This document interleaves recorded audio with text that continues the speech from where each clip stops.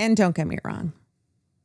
When one exists, I am that 14.2 times type of person that I get really behind, like there is no stopping me. I'm probably pretty annoying about it, but like I get really bought into it, and I'm like, yes, we're going to get there. And I know this is the group of people for sure. We'll figure it out. We'll get there.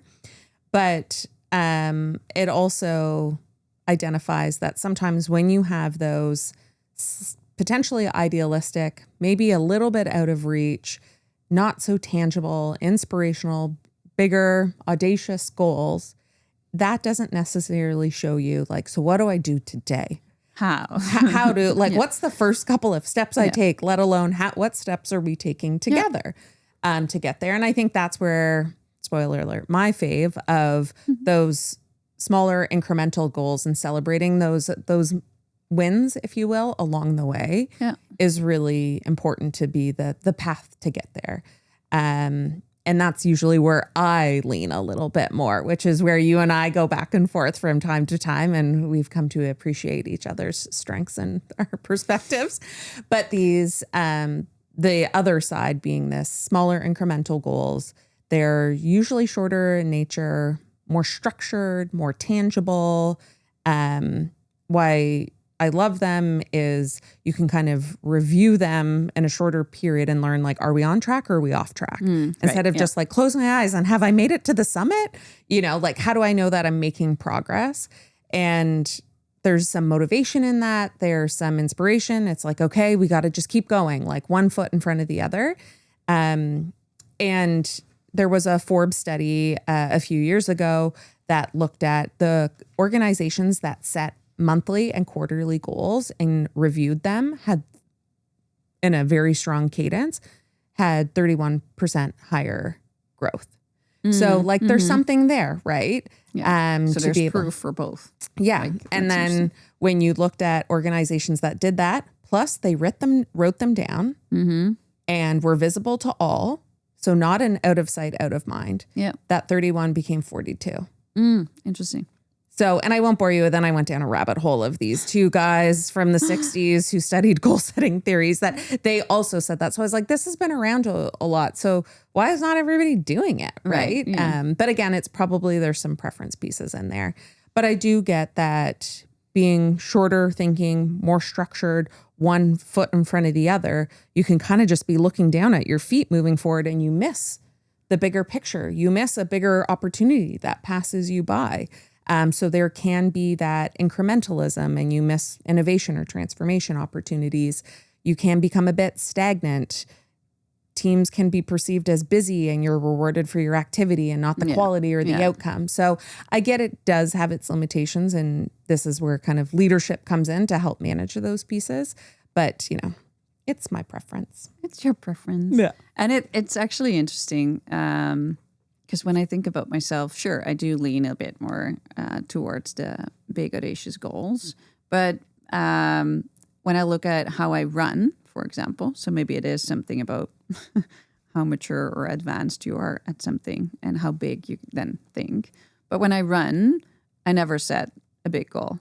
It demotivates me. It stresses me out. I always kind of, even when I go on a 5K run, I run from kilometer to kilometer. So I get myself, and I often kind of try to remember, even like on my course, like where 1 kilometer is approximately there where I cross the street, then kilometer 2 is approximately there where that bridge is, right? So, and I get myself from one to the other. And you mentioned the summit and Kilimanjaro, which I will be doing March next year. So I'm curious to see kind of in that journey, what will motivate me more? Like the vision of me and my best friend standing there at the summit and taking it all in. Like, is that what's going to get me through it? Because it's going to be tough. Or is it more of the walking from camp to camp? And I know today we're going to walk X 100 meters, X number of hours, and I can see the camp, and I don't start thinking about the next one until that becomes a reality, right? So I'm curious to kind of experience where that goes. But report back real time. Maybe you should do a live podcast recording while you're summiting Kilimanjaro. Just an idea. Throw it out there. And then I was thinking about other analogies, like in running. I think you often see, like, the Olympics came to mind. Like, I don't have a very strong example there, but I kind of anecdotally have heard people say, like, oh, ever since I was a child, I dreamed of this. I was dreaming of this gold Olympic medal on whatever sports was theirs. But then the one that stands out to me is Sifan Hassan, who is a Ethiopian-born runner. Well, not runner. She was not born a runner. She came from Ethiopia. That's my whole point. She came from Ethiopia as a refugee to the Netherlands as a teenager. She was set to be a nurse. She was going to school, university. She wanted to become a nurse. Just in her spare time, she started running. She turned out to be pretty good at it. She started competing in like their local club competitions that rolled into like national, also initially shorter distances. And then as she kind of won everything there is to win there, moved to 10K runs. And most recently, she has won marathons. Yeah. Big time. Which she had never set out that as a big, hairy, audacious big, important goal, marathons. Yeah. Right. So that is also an interesting example to me where both approaches apparently can work and they don't even have to go hand in hand, maybe. Totally. Closer to home, another case example that I read about was Bo's craft breweries. I often drink their beers. When they started, they did not set out to be the best or the biggest craft brewery in Canada, let alone like not even in Ontario. They just kind of started building block by block, small steps every time, and they identified 3 key areas that they wanted to excel in. But every year, they just set micro goals to accomplish them. One of them was like around sustainability, for example.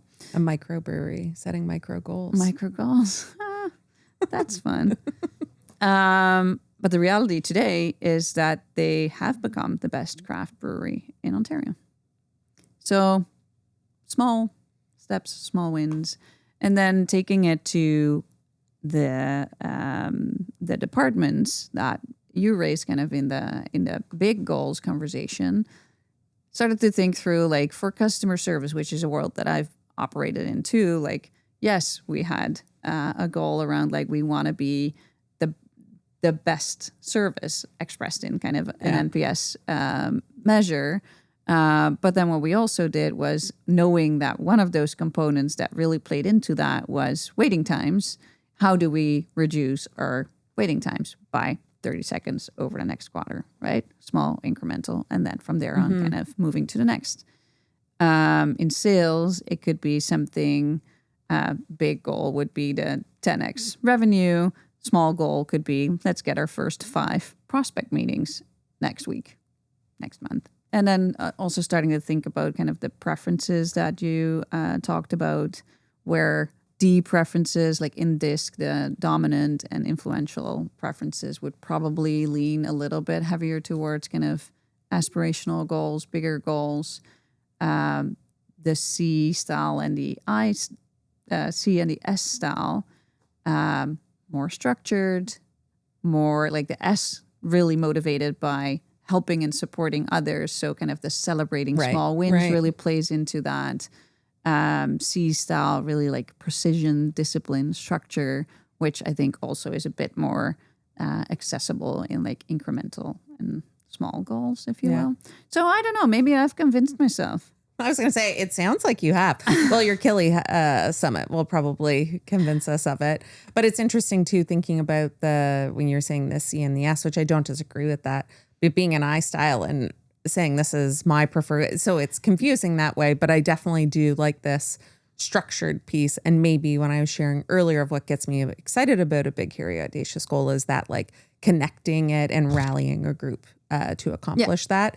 And maybe that's why I've like had success in this way and not really realizing that until this moment as I'm verbalizing it. So there's something there. But and also remember, like disc styles, we like to put people in boxes, but everyone has a little Yeah. bit of everything. So your preference in a certain context could be different than in another context, right? So Yeah, maybe you totally. have a bit of Yeah. S. So when I think of various tools I've used when either rallying a group of people or even attaining them myself, whether rowing, running, whatever it may be, and some of these probably won't be surprised for folks, but is like one's setting SMART goals, that SMART acronym of specific, measurable, attainable, relevant, and time bound. Yeah. Like it's a good gut check that if you were going to set a smaller incremental time bound one, like use that piece. The second is the John Doerr's OKR framework. So what's your objective, your key result, and then kind of what are you going to do, your initiatives in between to get that. And it kind of really lays that out in a way that folks can understand and engage with, and there's some structure to it. And then lastly, you mentioned EOS, or the Entrepreneurial Operating System, before. This shorter measured goal that you can get more frequency under your belt to learn from and adjust. Like, are we doing the right thing? Like, is 20 calls a day the right thing? Or, 5 proposal or whatever, your 5 kilometers a day to run a marathon, is that the right thing? Being able to get more repetitions under your belt is a great tool. And their 90-day system and setting quarterly rocks for yourself, or quarterly goals that are smart in nature, I found really helpful. So SMART goals, John Doerr's objectives and key results, or OKRs, and then the Entrepreneurial Operating System's 90-day or quarterly rocks I found very, very helpful. Yeah. So there's also something in like, and kind of that was triggered by the 90 days and the Entrepreneurial Operating System. It's a system, right? It also kind of has tools, processes, mechanism in place that help you to hold yourself and hold others accountable. Yep. So I think that's a piece that we have not really touched upon yet in terms of like, okay, great, we set a goal. Now, how are we going to accomplish it? Yeah, it's harder to hide, right? Yeah, like yeah, for sure. On the SMART goals, and I think we said something similar in the big, hairy, audacious goals. There's a bit of an art to it. Like, I sometimes see SMART goals, and that's probably where my deep reference then really comes in, where I get really frustrated, achy. I don't know, when it's like we try to pour everything in a SMART formulation, and then it doesn't mean anything anymore. Yeah. It's great. Tick a box. Or it's like you're measuring everything but nothing at the same time. And to what end, right? Yeah. Like, always keep an eye on like what is it ultimately contributing to. Wanted to come back to that one observation that I shared earlier. And I said it in the context of me running and maybe feeling that winning the Olympics might not really be within the realm of possibilities. That's big and audacious, so go for it. Smaller goals. But I think I see the same thing happening in like a business context, where when you see these lofty and big goals or visions out there, even the ones that we referenced, they're Nike, they're WestJet, they're big multinationals. They've gotten a certain amount of impact, and now they can really influence the world, Right. literally. But for smaller companies, if you don't have the resources, the funds, are you maybe also forced to think a bit more in like smaller, attainable? And is it around creating momentum to get somewhere, kind of that experimentation, finding a proof point, and then how do you feel about that kind of I think small, big organizations? Yeah, I think there's something to what you're saying of what is easier or more natural, but I also think it is relative, right? Like what is fair. It's a choice. Like what's a big, hairy, audacious goal for us as a team of 7? It could be different than a big, multinational, a company, but still it's relative to us, right? It feels big, it feels audacious, to visionary, aspirational, all those things you said for us, just like for WestJet being the number 1 airline in Canada, probably also feels like that for them. So I think it's a bit relative, but I can see how you might lean one way or the other given your size, but it might be your tenure as an organization, your history, your clout, your confidence as an organization to say something, and you can say bigger and bolder statements. Yeah. But I wouldn't give smaller organizations an out for one or bigger organizations an out for another.